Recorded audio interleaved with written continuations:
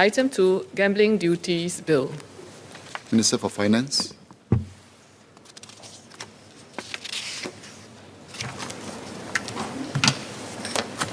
Mr. Speaker, I beg to move that the bill be now read a second time. The Gambling Duties Bill will consolidate the laws on the levy and collection of duties on lawful betting and lotteries. These laws are currently contained within the Betting and Sweepstake Duties Act, or the BSDA, and the Private Lotteries Act, or the PLA. The Consolidated Act will provide for common tax administration, enforcement powers, and penalties across the duties on betting and sweepstakes and private lotteries. The BSDA was enacted in 1950. Since then, we have made improvements in our tax administration and enforcement.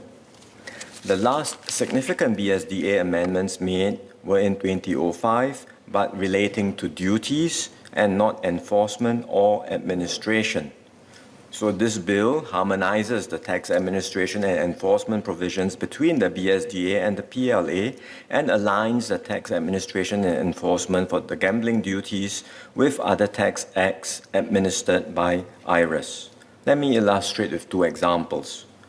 For tax administration, the Commissioner of Betting Duties currently does not have the power to refund overpaid betting and sweepstake duties, even though that is provided for overpaid private lotteries duty and other taxes administered by IRAS. Clause 19 of the bill will now provide for the Commissioner of Gambling Duties to do so.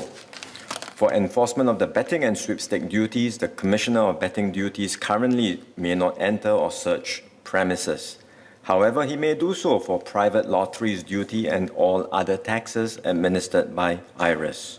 So Clause 25 of the bill provides for the Commissioner of Gambling Duties to similarly enter and search premises for the enforcement of betting and sweepstake duties.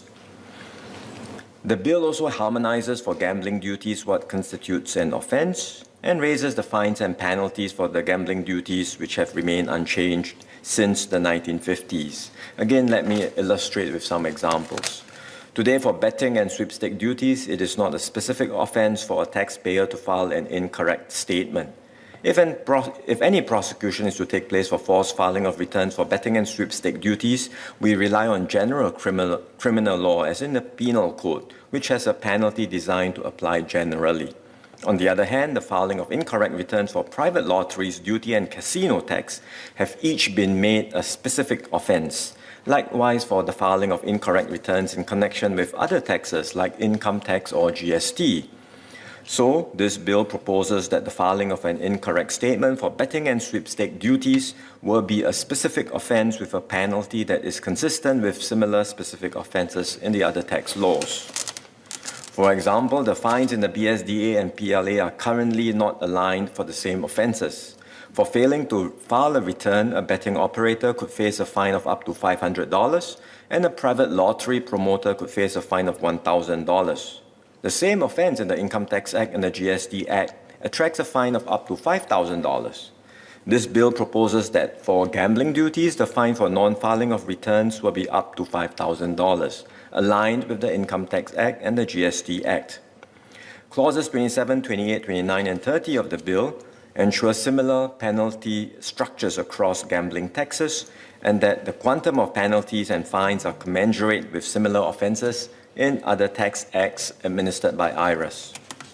As a related amendment, Clause 46 of the bill makes amendments to the Casino Control Act.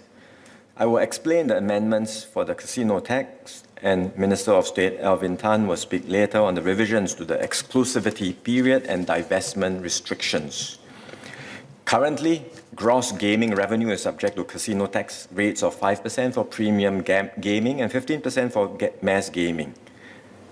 These rates are not to be changed until after 28 February 2022.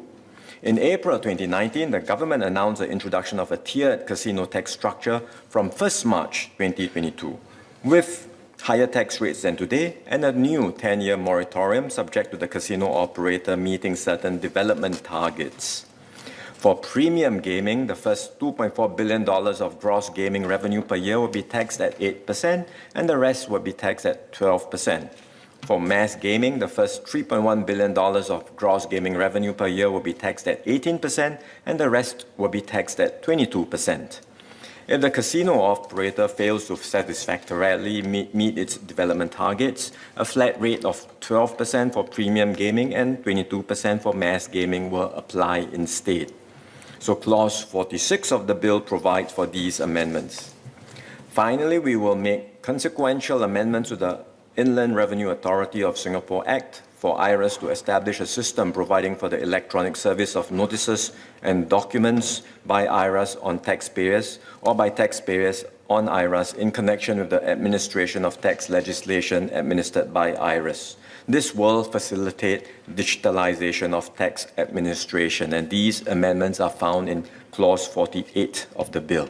Mr. Speaker, Mr. Deputy Speaker, I beg to move.